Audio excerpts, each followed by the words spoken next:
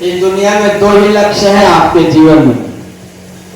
मान लीजिए कि हम किराए के मकान में रहते हैं, किराए का ही मकान, किसी ने बनवाया नहीं, मान लीजिए किराए का ही मकान। हम सब के सब लोग किराए के मकान में रहते हैं। जो लोग किराए के मकान में रहते हैं वो दो बातें सोचते रहते हैं। क्या बात सोचते हैं? पहली बात ये सोचते हैं, हे परमेश्वर ऐसी कृपा करो कि मैं अपना मकान बना लूं, अपना मकान बना लूं, ये किराए लेने का झंझट समाप्त हो जाए।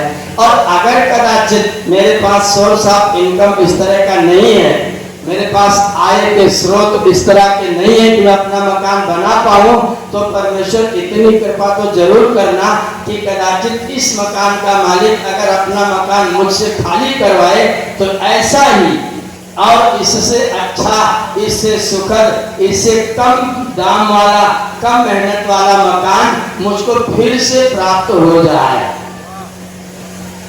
या तो अपना मकान बन जाए और या तो ऐसा ही मकान मुझे फिर से तुरंत मिल जाए। तो या तो अपना मकान मिल जाए। अपना मकान कौन है? वो मकी भी है, वो मकान भी है। कुंवर सुखलाल मुसाफिर जी की कविताएं हैं, बहुत सारा उन्होंने लिखा है। 4 लाइन मुझे बहुत प्रिय लगती है। तू मकी भी है, तू मकान भी है। मकी माने मकान का मालिक। तू मकी भी है, तू मकान भी है, तू यहाँ भी है, तू वहाँ भी है। जो यहाँ नहीं तो कहीं नहीं, जो यहाँ तू है तो है सब कहीं। तू मकी भी है, तू मकान भी है, तू यहाँ भी है, तू वहाँ भी है। वही मकी है, वही मकान है। तो आपका अपना मकान कौन है? ईश्वर, मुक्ति। या तो वो मिल जाए, चलो ना मिले, मंजिल मिले मिले न मिले, मंजिल मिले मिले न मिले, कोई गम नहीं, पर मंजिल की जस्तजू में मेरा कारवां तो हो। मंजिल मिले मिले न मिले कोई गम नहीं, पर मंजिल के जस्तजू में मेरा कारवां तो हो। मुझे भरतपुर आ रहा है, भरतपुर के रास्ते पर चल तो रहा हूं, ऐसा तो नहीं कोटा जा रहा, जाना भरतपुर जा रहे हैं कोटा। तो अगर मेरा कारवां मंजिल की ओर को होगा तो मिलेगा। अगर मुझे अपना मकान ना मिल सके, मैं थोड़ा संबंध हूं, थोड़ा कमजोर हूं, तो कम से कम ऐसा ही मकान, ऐसा मकान जिसमें 3 मंजिल हो, है नहीं? गाय के पास में मकान है, 4 पिलर है, सीधा बीम है, 4 पिलर के ऊपर सीधा बीम है। हमारे पास 2 पिलर है, 2 पिलर के ऊपर एक बीम है, बीम के ऊपर फिर एक अगली मंजिल है, फिर एक बीम है और फिर अगली मंजिल है। भूलोक, भुवालोक और देवलोक। भूर्भुवस्सुः अग्नि वायु आदित्येभ्यः भूर भुवा। जब ये करने बैठते हैं ना तो भूर भुवा स्वः, पृथ्वी लोक, अंतरिक्ष लोक और देवलोक। पृथ्वी लोक का देवता कौन है? अग्नि। किसी के पैर सवेरे सवेरे ठंडे मिले तो जान लेना मामला ठीक नहीं है। इसीलिए पुत्र लोग सवेरे सवेरे उठते हैं, शिष्य लोग सवेरे सवेरे उठते हैं, अपने पिताजी के पैरों पर हाथ रख के चेक करते हैं मेरे पिताजी ठीक ठाक है कि नहीं, क्योंकि पिताजी की उम्र है ठंडा होने की। और पिताजी पुत्र के सिर पर हाथ रख रहे हैं, क्योंकि जवानी में माथा गर्म होता है, मूड ऑफ होता है।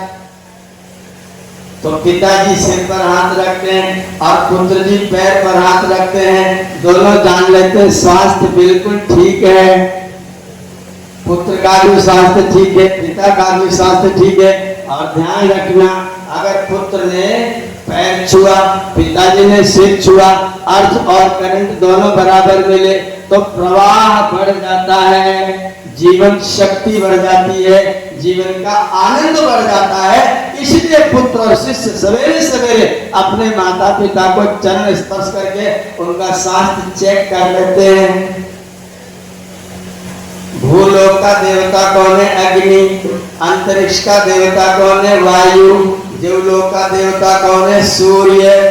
मैंने अपनी आहुति चढ़ाई, पृथ्वी लोक तृप्त हो जाए, पृथ्वी का देवता अग्नि भी तृप्त हो जाए, भुवा लोक तृप्त हो जाए, इसका देवता वायु भी तृप्त हो जाए, देवलोक भी तृप्त हो जाए, इसका देवता आदित्य भी तृप्त हो जाए, और मेरे शरीर में प्राण, अपान और व्यान ये तीनों ठीक ठीक क्रियाएं करने लग जाएं। इसलिए स्वाहा यह आहुति समर्पित है, मेरे लिए नहीं है। मैं अपने शरीर को स्वस्थ बना के जगत के सुख के लिए कुछ कर सकूं, इसलिए यह आहुति है। एकदम न मम,